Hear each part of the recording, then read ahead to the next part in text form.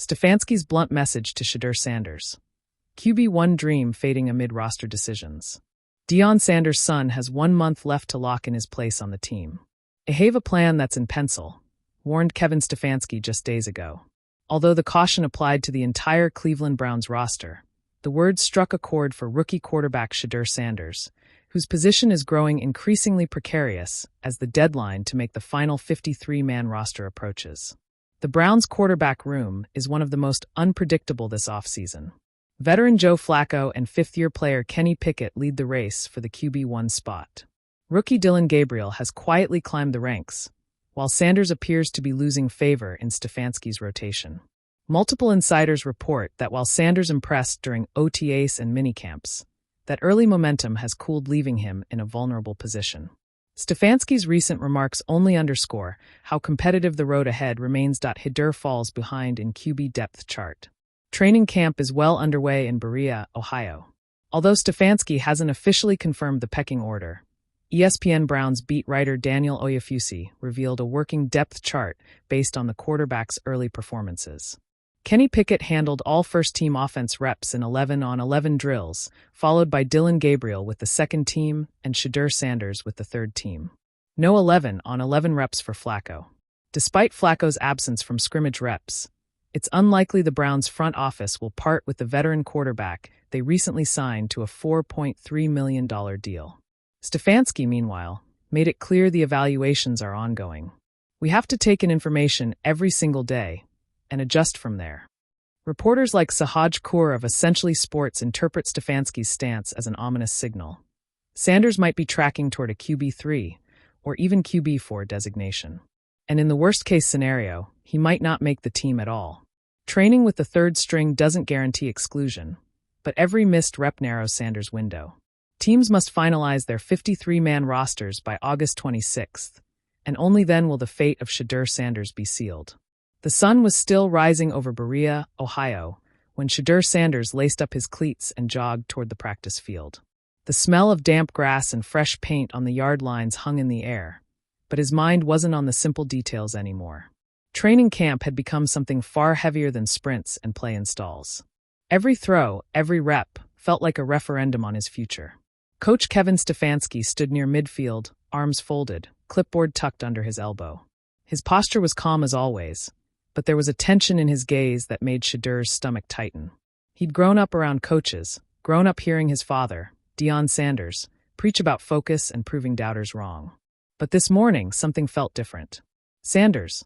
Stefanski's voice cut across the drills. After you're done with this set, come over.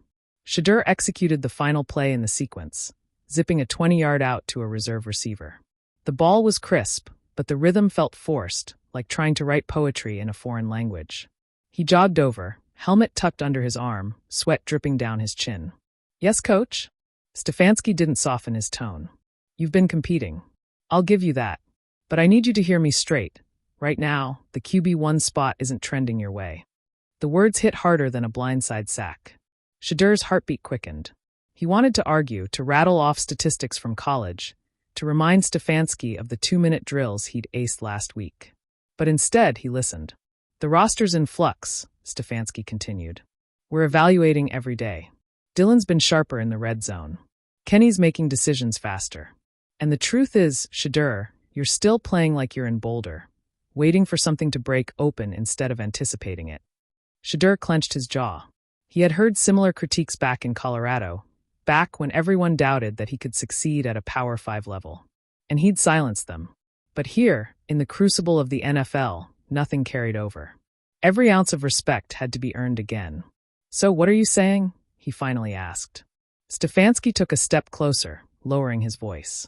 I'm saying your dream of being QB1 here, this season, might be slipping. I don't want to lie to you. You've got to decide if you're going to fight like hell to change that, or if you're content to let the depth chart bury you. Around them, the rest of the team went through drills. The sound of pads popping, coaches shouting, and cleats crunching the turf felt distant, muffled by the weight of the conversation. Shedeur remembered nights back in high school when his father would make him watch film until midnight. You don't wait for respect, Deion would say. You take it. That mantra echoed now, but Stefanski's blunt assessment was no pep talk. It was a warning shot. I'm not content, Shedeur said quietly, but the edge in his voice sharpened with each word. I didn't come here to hold a clipboard. Stefanski studied him. For a brief moment, the stern facade cracked, and there was something like encouragement behind the coach's eyes. Then show me. Show the staff. Show your teammates. It's not about one throw in 7-on-7. It's about trust, command, leadership when things go bad. Right now, they trust Dylan more. Change that. It wasn't the Hollywood speech Shedeur might have imagined growing up. It wasn't his father's fiery locker room cadence. It was cold reality wrapped in opportunity. That evening, alone in his hotel room, Shedeur watched practice film on his tablet. Each missed read felt like a jab to the ribs. He rewound one particular snap, an overthrown slant, late by half a second, again and again. He noticed his footwork was off, his drop too shallow. In college, his athleticism covered those mistakes. Here, they were fatal. He thought about his father again, about the weight of carrying a famous last name, about the narrative spinning on sports talk shows. Is Shedeur Sanders overrated? Is he just another big name without the big-time skills? His phone buzzed. A text from his father. Keep going. You know who you are. Shedeur smiled faintly, then set the phone aside. He opened his playbook, grabbed a pen, and began jotting down timing notes, route depths, defensive tendencies he'd noticed. Hours passed unnoticed. The next morning, when he stepped onto the field, something in his eyes had changed. He moved with a sharper focus, his cadence crisper, his reads more decisive. In 7-on-7, he threaded a perfect seam route between two safeties, drawing an audible cheer from teammates who'd been quiet all week. Stefanski watched from the sideline, expression unreadable. He wasn't the kind of coach to offer immediate praise. But Shedeur caught the subtle nod after that final throw, a silent acknowledgement that the fight wasn't over. The QB1 dream might have been fading, but dreams don't vanish overnight. They dim, they flicker, and sometimes they blaze again when someone refuses to let them die. For Shedeur Sanders, the message was clear. The NFL wasn't going to hand him anything. But with every rep, every late-night film session, every quiet moment of grit, he could still write his own ending. And if he had to fight the entire depth chart to do it, so be it.